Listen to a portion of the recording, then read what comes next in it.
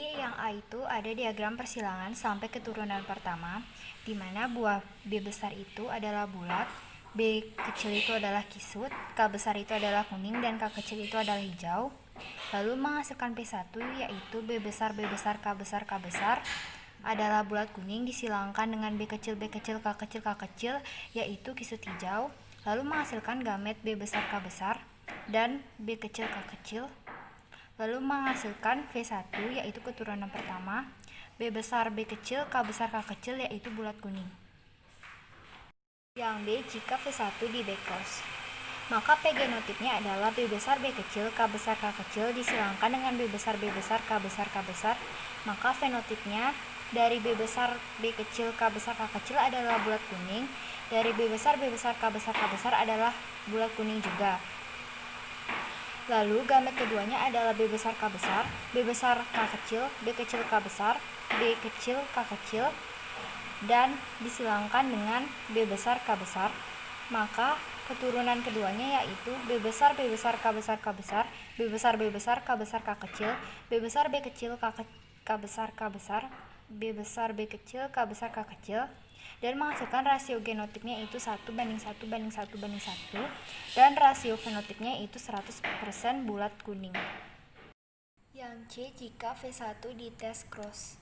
Jadi P genotipnya yaitu B besar, B kecil, K besar, K kecil disilangkan dengan B kecil, K kecil, maka fenotipnya dari B besar, B kecil, K besar, K kecil yaitu bulat kuning, dan B kecil, K kecilnya yaitu kisut hijau. Lalu gamet keduanya yaitu B besar, K besar, B besar, K kecil, B kecil, K besar, B kecil, K kecil disilangkan dengan B kecil, K kecil.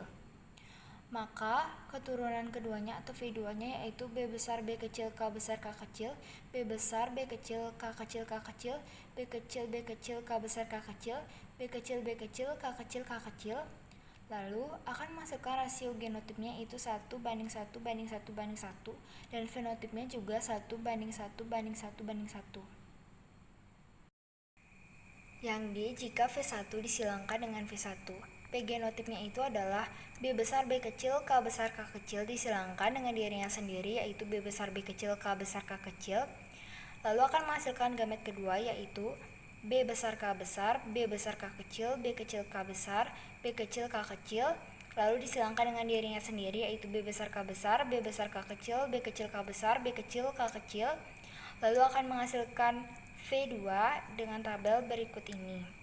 Caranya itu B besar, K besar disilangkan dengan B besar, K besar akan menghasilkan B besar, K besar, K besar. Lalu yang kedua, B besar, K besar akan disilangkan dengan B besar, K kecil, maka hasilnya adalah B besar, K besar, K kecil, begitu juga seterusnya. Lalu rasio genotipnya itu adalah 1:2:4:1:2:1, di mana satunya ini adalah B besar, K besarnya hanya ada satu di tabelnya ini.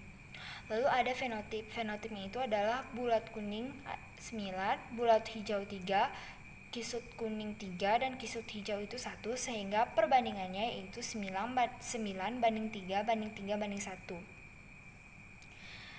Genotip rekombinan V2-nya, rekombinan ini adalah sifat yang berbeda dengan orang tuanya, yaitu B besar, K besar, B besar, K besar, K kecil, B besar, B kecil, K besar, B besar, K kecil, B besar, B kecil, K besar, K kecil, B kecil, K besar, B kecil, K kecil. Terima kasih.